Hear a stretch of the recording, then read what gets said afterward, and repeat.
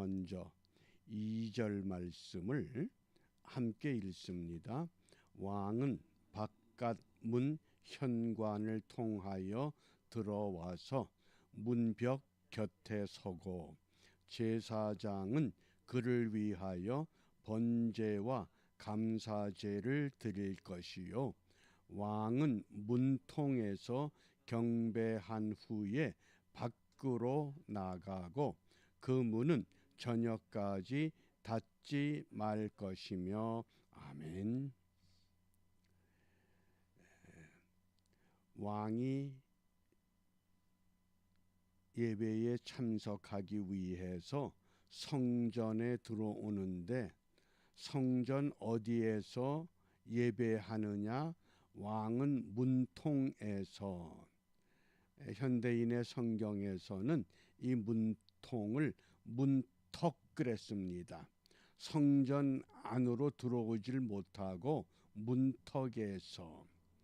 솔로몬 성전 때는 솔로몬은 성전의 단까지 나갔습니다. 이게 에스겔 성전과 솔로몬 성전의 차이입니다. 아무리 왕이라 할지라도 성전 안에 들어가지 못하고 문턱에서 그리고는 경배한 후에 밖으로 나가야 되고 그 문은 저녁까지 닫지 않는다. 평소에는 동쪽 문을 닫아 놓지요. 왜냐하면 하나님의 영광이 임재가 오는 것이기 때문에. 그런데 이 안식일과 월삭 때에 제사를 드리면 저녁까지 그 문을 열어놓는다고 합니다. 그래서 이 경배한다고 하는 것, 이 의미, 우리가 예배하는 것이 어떤 의미냐? 수도 없는 예배를 일생 동안 반복해 가며 우리가 예배에 나아가지만은 정말 그 예배가 무엇인가? 오늘 이 단어 하나 기억해 주시기 바랍니다. 경배한 후에 이 히브리 단어의 샤하흐, 이 뜻은 굴복한다 그런 뜻입니다. 예배는 하나님 앞에 완전히 굴복하는 것을 말합니다.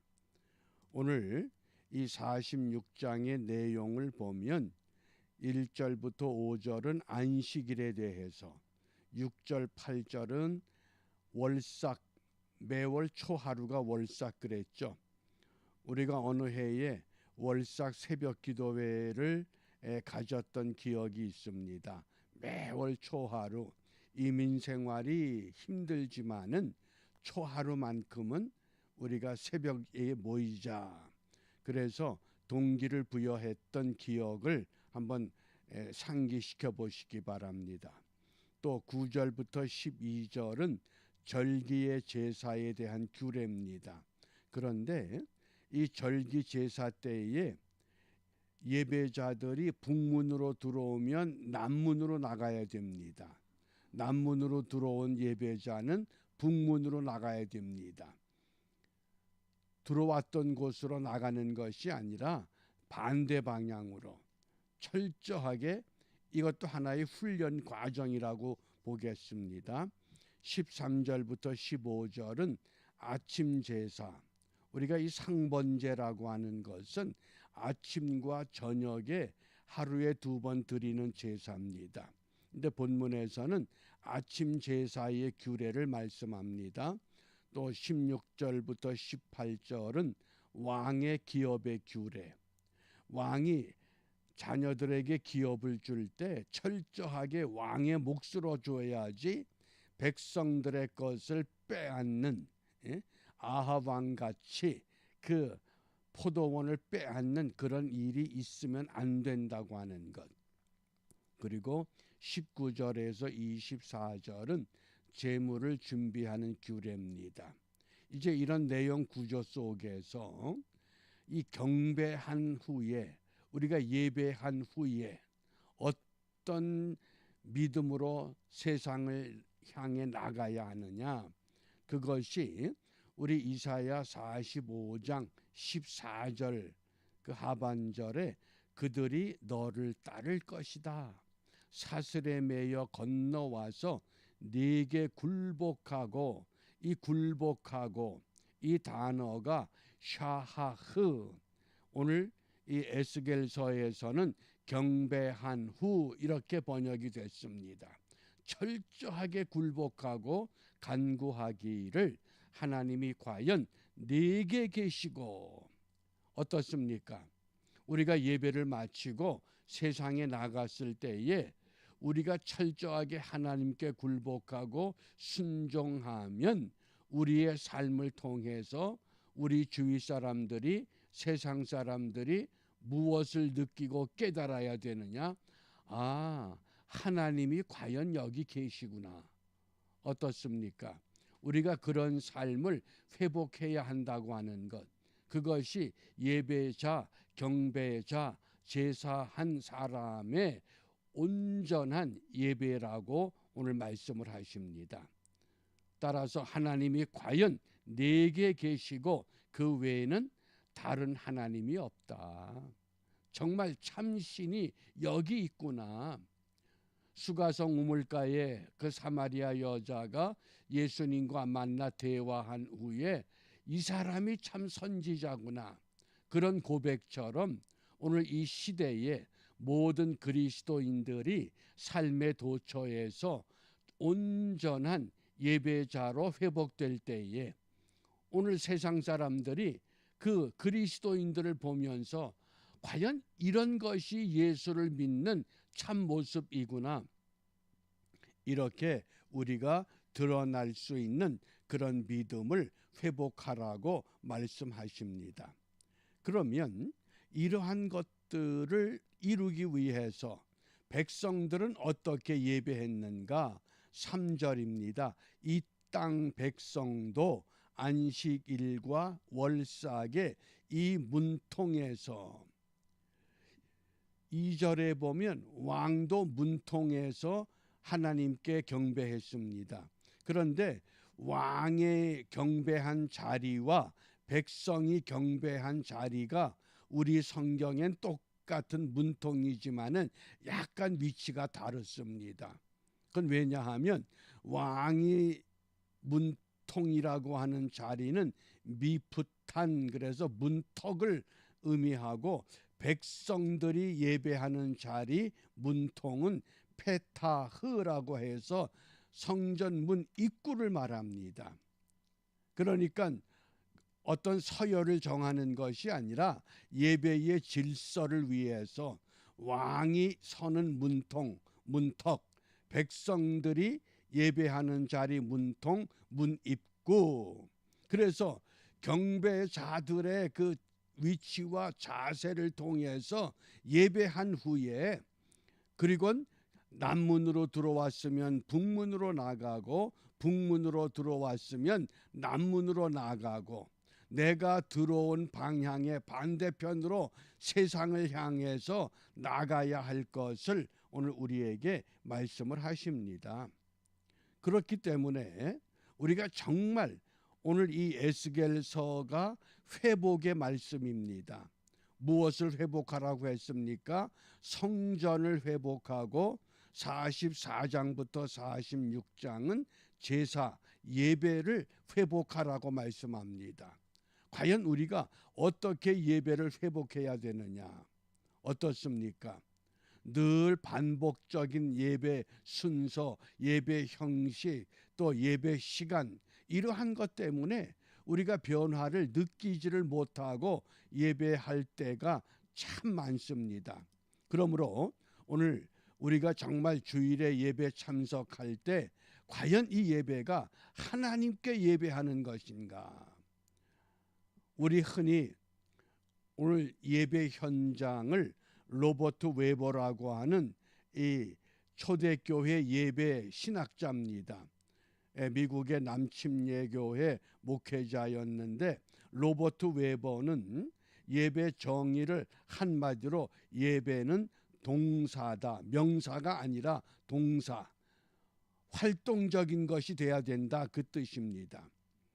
그런데 우리가 오늘 이 시대의 예배의 그 현장을 보면 어떤 물질의 축복을 기대하고, 또 자기 만족을 해결하고 어떤 신비한 체험을 바라고 또는 문화적인 생활에 참여하는 것 같고 사람과 사람의 만남을 즐기는 것 같은 그런 예배라고 지적하는 겁니다. 그러므로 참 예배는 어떤 예배냐? 초대교회 시대의 그 정신 어떻습니까? 사도행전 초대교회의 성도들의 그 삶을 정말 자기의 모든 소유를 갖다 바치고 자기의 것을 가지고 와서 철저하게 주님의 임재를 사모하며 기다리는 그런 생명력 있는 예배. 그래서 우리가 흔히 예배라고 하는 이 용어가 어떻게 사용됩니까? 예배 본다, 예배 드린다. 사실은 보는 것도 맞고 드리는 것도 맞지만은 그건 예배의 일부분에 속합니다. 그러므로 예배하는 자는 신령과 진정으로 예배하라. 예배하는 것까지 돼야. 그래서 예배를 보기도 하고 드리기도 하고 예배에 직접 참여하는 설교자나 성가대나 또 안내원이나 헌금원이나 그런 사람들만 예배하는 것이 아니라 온 회중이 함께 예배하는. 그래서 이 예배가 회복될 때에 성전이 바르게 회복될 수 있다고 강조합니다. 우리가 성경에서 성전의 변천이 최초의 성전은 에덴 동산입니다. 그 에덴 동산에서 쫓겨난 후에 애굽의 백성들을 광야로 내몰고 그 다음에 그들에게 성막이라고 하는 성전을 허락하셨습니다. 그러니까 성막을 중심으로 12지파가 동서남북으로 진을 치고 살았습니다. 그 후에 이제는 정착된 삶을 살아가면서 솔로몬 때에 비로소 성막이 아니라 솔로몬 성전이 세워집니다. 그런데 그 성전을 상징하는 야긴과 보아스, 하나님이 세우시고 하나님이 강하게 하신다. 하나님만이 하실 수 있다고 하는 것.